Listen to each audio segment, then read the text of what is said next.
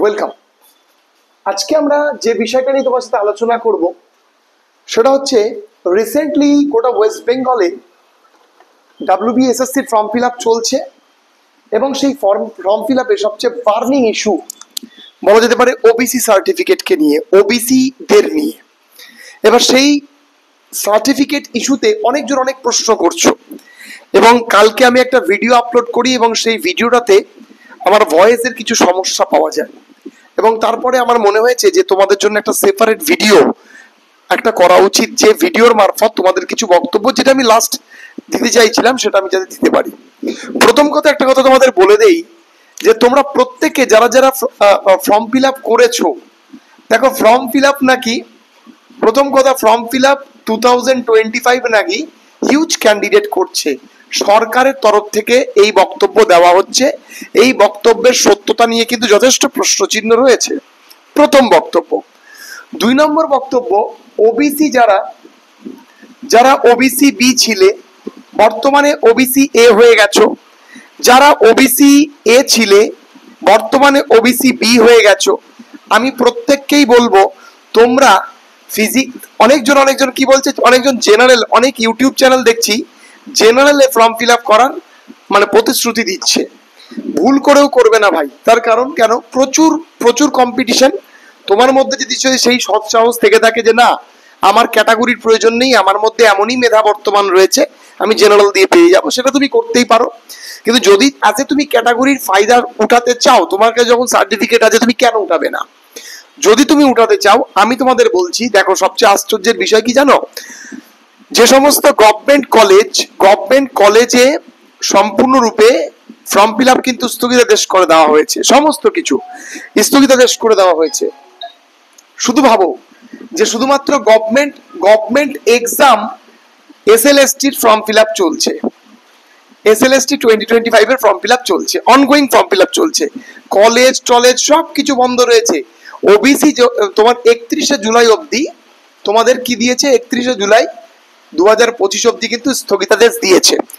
এর মধ্যে তুমি যারা যারা তোমরা ভাবছো যে না একবারে 14ই জুলাই অবধি একবারে নিশ্চিন্তে ফর্ম ফিল আপ হয়ে যাবে, আমি তোমাদের বলছি তা কিন্তু হবে না।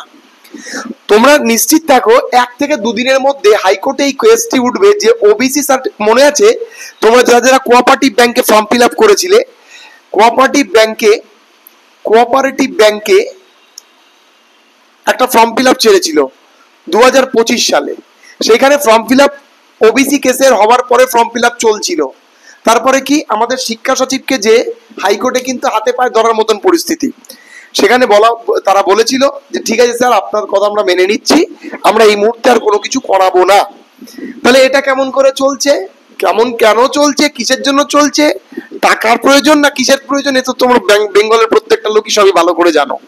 শুধু একটা কথা বলে দিই, ওবিসি কেসের যে ইস্যুটা রয়েছে, ওবিসি এ যারা বিতে হয়েছো, বি যারা এতে হয়েছো, ভুল করেও তোমরা এখন ফর্ম ফিল আপ করো না। আমি এইটাই ওই ভিডিওটাতে লাস্টে বলেছি।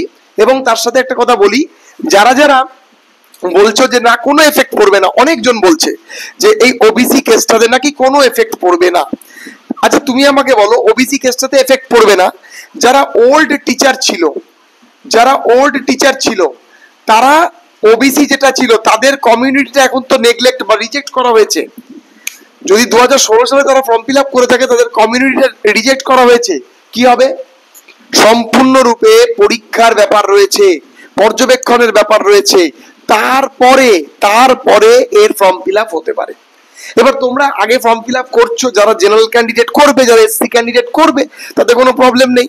কিন্তু ওবিসি কেসটা নিয়ে বার্নিং ইস্যু, এটা সলভ না করেই সরকার যে অটোমেটিক, মানে আমার যেটুকু মনে হয় 4-5 দিনের মধ্যে তুমি এফেক্ট পাবে যে এইটার স্থগিতাদেশ বা হাইকোর্ট স্থগিতাদেশ দেবে।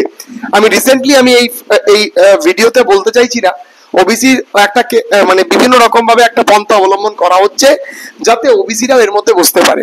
প্রথম কথা, 140 জনের যে লিস্টটা দিয়েছে তার মধ্যে 76 জন 76 কমিউনিটিকে নিয়ে কিন্তু প্রশ্নচিহ্ন তোলে কলকাতা হাইকোর্ট।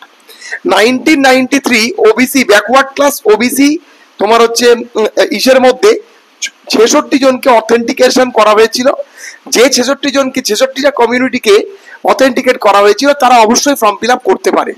কিন্তু যারা কি হয়েছে জানো কি, যে সমস্ত কমিউনিটি ওবিসি এ থেকে ওবিসি বি হয়ে গেছে, ওবিসি বি থেকে ওবিসি এ হয়ে গেছে, তারা কিন্তু ভুল করে ফর্ম ফিল আপটা করবে না।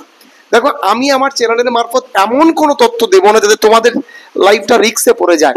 আর মনে রাখবে, তোমরা ফর্ম ফিল আপ করে নিলে, ফর্ম ফিল আপ যদি স্থগিতাদেশ দিয়ে দেয় বা ফর্ম ফিল আপ যদি বাই চান্স বন্ধ হয়ে যায়, তারপর তোমরা ফর্ম ফিল আপ করতে পারবে না, এই কঠোরতা কিন্তু তোমরা ভেবো না। যদি এখন হ্যাঁ, যদি দেখা গেল যে জুলাই মাসের 5 তারিখের পরেও ফর্ম ফিল আপ চলছে, তখন তোমাদের ফর্ম ফিল আপ করে নিতে হবে।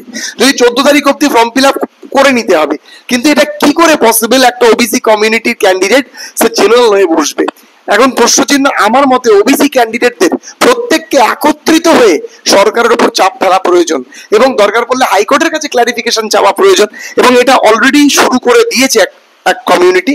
এবং আমি এই ভিডিওর মারফত যেগুলো আমার বলাটা খুব একটা অথেন্টিকেট হবে না, just wait and see and watch. ঠিক আছে, তোমরা একটু অপেক্ষা করো, দেখতে থাকো।